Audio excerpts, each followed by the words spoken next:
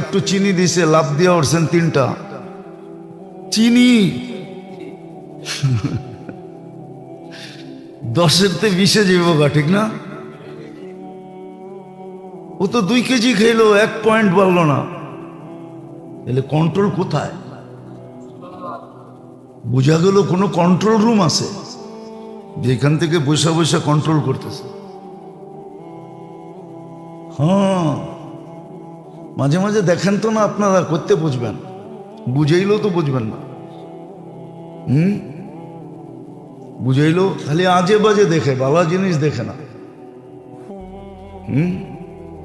বড় প্রজেক্টর থাকলে দেখা দিতাম।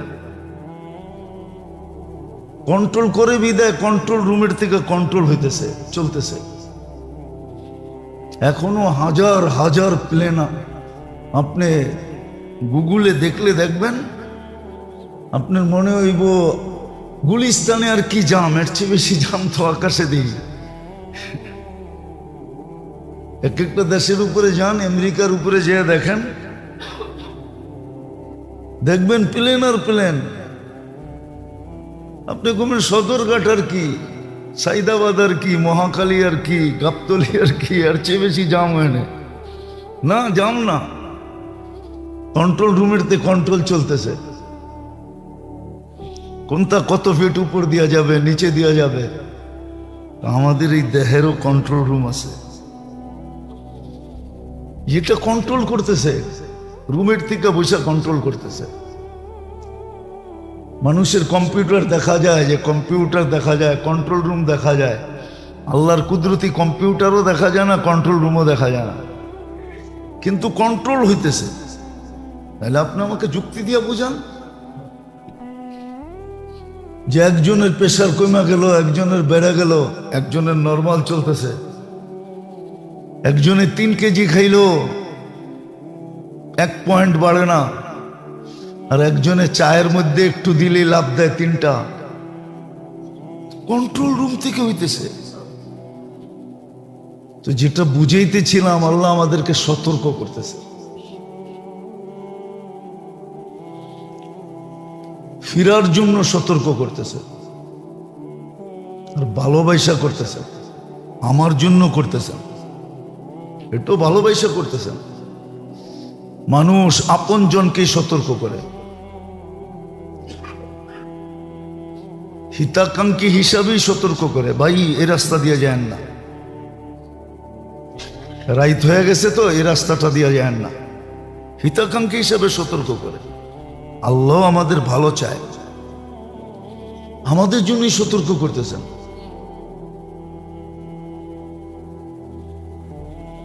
শয়তান তো লেগেই আছে। এই জন্য মেরে দোস্ত, মেরে ভাইও, মেরে আজিজও, ভালো মতে বোঝেন, কাজে দিলে বড় বিপদ থেকে বেঁচে যাব, বড় বিপদ থেকে বেঁচে যাব। উচিত ছিল আল্লাহর দিকে দৌড়ানো, সবার উচিত ছিল সবাইকে সতর্ক করা। হ্যাঁ, এই জন্য দেখবেন এক এলাকার কুকুর আরেক এলাকায় গেলে লেজ গুটায় চলে, ওর লেজ যতই বেঁকা থাকুক না। মনে হয় বোঝেন না, বলেন এরকম উদাহরণটা দিলেন কেন, ঠিক না? দেখবেন আপনি, এটাও শিক্ষণীয়, শিখার জন্য। আপনি দেখবেন ওর এলাকায় যতই লেজ বেঁকা থাকুক, আরেক এলাকায় গেলে ওর লেজ বেঁকা থাকে না, গুটায় থাকে, নিচের দিকে গুটায় দেয় লেজ, 2 পায়ের নিচে নিয়ে যায়, পায়ের ভিতর দিয়ে ঢুকায় দেয়। ও সিগন্যাল দিতে যেতেছে আমি সিলিন্ডার, খামাখা আমার উপরে হামলা করো না, আমি তো এমনি লেজ গুটায় দিছি। আল্লাহ, আল্লাহর রসুল, আল্লাহর হুকুম, নবীর তরিকা, এইখানে লেজ গুটায় রাখা উচিত। কেউ যদি না গুটায় ওকে সতর্ক করা উচিত। আমরা তো দেখি মাঝে মাঝে হাসি যে মানুষ নির্বুধ হয়তো এরকম হয় কি করে। এক ব্যক্তি সরাসরি আল্লাহর বিরুদ্ধে, রসুলের বিরুদ্ধে আরেক দল সুশীলতা দেখানোর জন্য ওর সাপোর্ট, এটার নাম সুশীল। সুশীলের অর্থটা কি? ডিকশনারিতে সুশীল কাকে বলে? চলেন ডিকশনারি নিয়ে বসি, ওর পক্ষে। এদেরকে বুদ্ধিজীবী বলে? এরা যখন আমাদের সমাজের কর্ণধার হবে তো কি হবে সমাজের? এই জন্যই তো জন্ম থেকে জ্বলছি। জন্ম থেকেই আপনি লুটতেছেন, আপনারটা লুটা যেতেছে, এরকম লুটতেই থাকবে। আপনার ঘরে চুরি হইতেই থাকবে, আপনার জিনিস লুট হইতেই থাকবে। এরা যখন কর্ণধার হবে তো এরা তো লুটবেই, আপনারটাই লুটে নিয়ে যাবে। তো যেটা বুঝাইতেছিলাম, আল্লাহ সতর্ক করতেছে আমাদেরকে, কিন্তু কোন দিন সতর্ক করতে করতে লাল কার্ড দেখায় দেয় আল্লাহ জানে। প্রথম গ্রিন কার্ড দেখায়, পরে হলুদ কার্ড দেখায়। কার্ড কিন্তু তিনটা, মনে হয় বোঝেন নাই। ফুটবল খেলাটোলা দেখেন আপনি, আবার আমারও তো প্রশ্ন করতে পারেন, আপনি এত কিছু দেখেন কোন সময়? হ্যাঁ, আপনি এত কিছু দেখেন কোন সময়? প্রথম গ্রিন কার্ড দেখায়, পরে হলুদ কার্ড দেখায়, পরে ফাইনাল কার্ড দেখায় লালটা। হতে পারে কোন দিন জানি লাল কার্ড দেখায় দিবে। আল্লাহর দরকার নাই, কসম খোদা আল্লাহর দরকার নাই, আল্লাহর প্রয়োজন নাই আমাদের। আমরা আল্লাহর কাছে আসবো, আল্লাহ আমাদের মুহতাজ না, আল্লাহ আমাদের প্রয়োজন বোধ করেন না। আল্লাহ এগুলার থেকে উর্ধে, নিলে তো জবাব কোরআনই আছে, নানু নুসাব্বিহু ওয়া নুকাদ্দিসু লাক। ফেরেশতারা বলছিল আপনার গুণগানের জন্য তো আমরাই যথেষ্ট। ওমা ইয়ালামু জুনুদা রাব্বি ইল্লা হু, আপনি ব্যতীত আমাদের সংখ্যা কেউ জানে না, আমরাও জানি না আমরা কতজন। হ্যাঁ, মেজর জেনারেল জানে বাংলাদেশের সেনাবাহিনীর সদস্য কতজন, জিবরিলও জানে না ফেরেশতার সদস্য কতজন, অগণিত। আমরাই তো যথেষ্ট গুণগানের জন্য। এটা ফেরেশতারা বলে দিছিল, কেন বানাবে না? আল্লাহ জবাবে বলছে, ইন্নী আলামু মা লা তা'লামুন, আমি যে কাজের জন্য বানাইতে চাইতেছি ওটা তোমাদের চিন্তা দ্বারা বুঝা সুজার চেয়ে অনেক দূরে, তোমরা এটা বুঝবাই না। হ্যাঁ হ্যাঁ, বাংলা একটা কথা আছে, নাবালেকের প্রেমের কাহিনী শিখানো দরকার হয় না। নাবালেক প্রেমের কাহিনী বোঝে না, বোঝে না কি? আজকালকার পোলাপান বোঝে, কেননা গুগল ঘাটতে ঘাটতে সব বুঝা বলায়, ঠিক না? না, আসতেছেন আপনারা, দেখতেছি আজকালকারই বোঝে, কিন্তু তারপরেও একটা বয়স আছে, ওই বয়সে হয়ে বোঝে নাই। এখন হয়তো বোঝে, 2-3-তে পড়লেই বোঝে, ঠিক না? না, বোঝে না। কিন্তু মারপ্যাটের থেকে যখন আসছে তখন তো বোঝে নাই, যতদিন দুধ খাইছে তখন তো বোঝে নাই। আবার এটাও প্রবাদ বাক্য আছে, প্রেম বলে মোহাব্বত শিখা দেতি হ্যায় আদাবে মোহাব্বত কো, ভালোবাসাই শিখায় দেয় কোন কোনায় কোন সময় দাঁড়াইতে হইব, কোন কোনায়। হ্যাঁ হ্যাঁ, স্কুলের সামনে কখন দাঁড়াইতে হইব, গলির মুখে কখন দাঁড়াইতে হইব, ছাদে কখন উঠতে হইব, এটা মোহাব্বতই শিখায় দেয়, এটা বই পড়া শিখন যায় না। সত্য এটাই। জন্য আল্লাহ আমাদেরকে সতর্ক করতেছেন, আমাদের খুব সতর্ক হওয়া উচিত, নাইলে না জানি লাল কার্ড কখন দেখায় দেয়। জাতি এইভাবে উদাসীন, না মসজিদে মুসল্লি বাড়ছে, না হাট বাজারে পর্দা বাড়ছে, হ্যাঁ, না গুনার মাত্রা বাড়ছে, বরং আরো বেপরোয়া হয়ে উঠতেছে,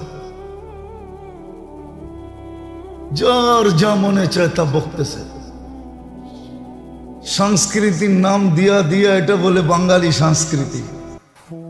তোরে তো বাঙালি জিজ্ঞেস করা হবে না কবরে, জিজ্ঞেস তো করা হবে আমা দিন উকা, দিন কি, তুই বাঙালি ছিলি এটা তো জিজ্ঞেস করা হবে না, না আরবরে আরবি জিজ্ঞেস করা হবে যে তুই কি। কবরও তো জিজ্ঞেস করা হবে তোর দিন কি ছিল। কেমনি যে আমাদের ডিকশনারি বিকৃত হয়ে গেছে এটাও আমি জানি না। ডিকশনারি গুলো সব পুরাই দেওয়া দরকার, সব বাদ দিয়ে দেওয়া দরকার।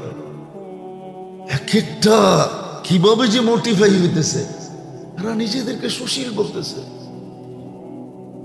এক এক নাম দিতেছে, আর আল্লাহ আল্লাহর বিরুদ্ধে লাগতেছে। ও যেটা বলতেছিলাম, আল্লাহ আল্লাহর বিরুদ্ধে যাওয়া উচিত না। যারটা সারাদিন ভোগ করে 24 ঘন্টা যার মোহতাজ, আনতুমুল ফুকারা, এটা একটা কঠিন শব্দ, এটা একটা কঠিন শব্দ। ব্রেক দিলেও থামতে সময় নেয়, ব্রেক দিলেও, কিন্তু আল্লাহর তো থামাইতে সময় লাগবে না, আল্লাহর তো থামাইতে সময় লাগবে না। কোরআন এটাই বলছে, আনতুমুল ফুকারা, তোমরা আমার মোহতাজ, তোমরা আমার মুখাপেক্ষী। 24 ঘন্টা আমার মোহতাজ, 24 সব খাইয়ে ফেলছি আমরা। দুনিয়া চিৎকার দিতেছে জলবায়ু, জলবায়ু তো আমরা খাইয়ে ফেলছি, আল্লাহ তো খায় নাই। জলবায়ু কে খাইছে? আমরাই তো চাবায় চাবায় খাইছি। বলতেছে আন্টার্কটিকার বরফ গলতেছে, হিমালয়ের বরফ গলা যেতেছে, 2-4 বছর পরে বরফ শূন্য হয়ে যাবে হিমালয়। তো এটা গলাইলো কে? আমরাই তো গলাইছি, আমাদের কর্মই তো গলায় দিছে। ওই কথাই সত্য, খুদ ফাসা কয়েদ মে বুলবুল কেয়া খাতা সৈয়াদ কি। উর্দু বোঝেন না? মনে এটাও বোঝেন না। কবিতা সবিতা বোঝেন? এটাও বোঝেন না। বলে খোদ ফাসা কয়েদ মে বুলবুল, বুলবুল জালে নিজে নিজে ফাঁসছে। কেয়া খাতা সৈয়াদ কি, শিকারীর তো কোনো দোষ নাই। ও তো চোখে দেখা জাল বিছাইছে, চোখে দেখা যেতেছে জাল বিছানো, তো নিজে নিজেই তো ফাঁসলো। এই জন্য কবি খুব সুন্দর লেখছে, খোদ ফাসা কয়েদ মে বুলবুল কেয়া খাতা সৈয়াদ কি। শিকারীর কোনো দোষ নাই, গুল পে আসে খোকে বুলবুল জিন্দেগি বরবাদ কি। ও যদি ফুলের উপরে আসক্ত না হইতো তাইলে নিজেকে পিঞ্জিরার জীবন। এই জন্য কিতাবে সুন্দর একটা কথা লেখা আছে, কারো বাড়ি বলে বুলবুল ছিল, শিকার করতে যেতেছিল মালিক। বুলবুল জিজ্ঞাসা করছে, মালিক কোথায় যাস? শিকার খেলতে। জঙ্গলে যেতেছি, শিকার করব। আমার জাতি ভাইদের সাথে দেখা হইলে সালাম দিও। তো জঙ্গলে যেয়ে দেখে 10-12টা পয়সা আছে একটা ডালে। তো দেখা বলছে, শোন তোকে মতো আমার কাছেও একটা আছে, আসার সময় ও তোদেরকে সালাম দিছে। বাস বলতে দেরি, 10-12টা ওইখান থেকে পুরা মরতে দেরি হয় না। তো শিকার না খেলি বাড়িতে ফিরে আসছে, বলছে মালিক খাত খালি, শিকার খেলোস না? কয় তুই আর বলিস না কথা, তোর সালামের ভিতরে কি বিষ ছিল মিশানো। 10-12টা দেখলাম, তোর সালাম দিতে দেরি, ওগুলো মরতে দেরি হয় নাই। বাস এটা শোনাইতে নিজেরটাও মরতে দেরি হয় নাই, মরে গেছে খাঁচার ভিতরে। আর কি করবে? দরজা খুইলা সামনে নিয়ে নাড়তেছে চাড়তেছে, নড়েও না চড়েও না। মালিক যখন একটু পরে অন্য মনস্ক হয়ে গেছে, মন ভাঙ্গা চোখের পানি ঝরায়া, যে মরেই তো গেছে আর কি করবো, তো একটু পরেই উড়াল দিয়া চালে বসে যায়। তো মালিক হা করে তাকায় রয়েছে, এটা কি করলো? তো বলতেছে, মালিক ওরা মরে নয়, ওরা আমাকে শিখাইছে, মেসেজ দিছে, যদি খাঁচার জীবনের থেকে বাঁচতে চাস, মুতু কবলা আনতা মুতু, মরার আগে একবার মরা দেখ, তুই খাঁচার থেকে নিষ্কৃতি পাবি। আমাদেরকে আল্লাহ বুঝাইতেছে, কসম খোদা। উচিত ছিল যেখানে যাই ওইখানেই দেখি কোথাও মুসল্লি বাড়ে নাই, কোথাও কেউ আল্লাহর দিকে ফিরতেছে না, কারো অন্তরে ভয় নাই, খালি পেপারে বলে আতঙ্ক আতঙ্ক। আমি তো কোনো আতঙ্ক দেখতেছি না। আতঙ্ক হইলে তো এরকম চলার কথা না, এরকম বেপরদা চলার কথা না, এরকম মসজিদের থেকে দূরে থাকার কথা না, এরকম আলতু ফালতু কথা বলা উচিত না, উচিত ছিল না আলতু ফালতু কথা। আল্লাহর লোকের পাঙ্গা, এরকম এরকম কথা যেগুলো মুখ দিয়ে উচ্চারণ করা যায় না, এক এক নাম দিয়া। আর জাতির বেশিরভাগ সুশীলরাই সাফাই গাইতেছে। এটা বলে বাক স্বাধীনতা, এটা বাক স্বাধীনতা? আমাদেরকে বুঝাইতেছেন? চান না কয়া দেই আমেরিকা যে কইরা দেখেন তো, সবচেয়ে বেশি স্বাধীনতা তো এখানে। ক্রিসমাসের বিরুদ্ধে বলে দেখেন তো, আপনি ফিরে আসবেন না মাটির ভিতরে যাবেন? আমাগরে বুঝান।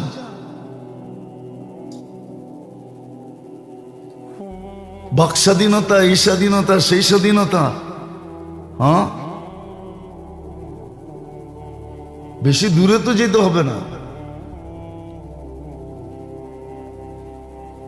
এটার নাম বাক স্বাধীনতা। এইখানে বলবে পারবে, ওইখানে বলতে পারবে না, আর আপনি দেখাবেন বাক স্বাধীনতা নাই।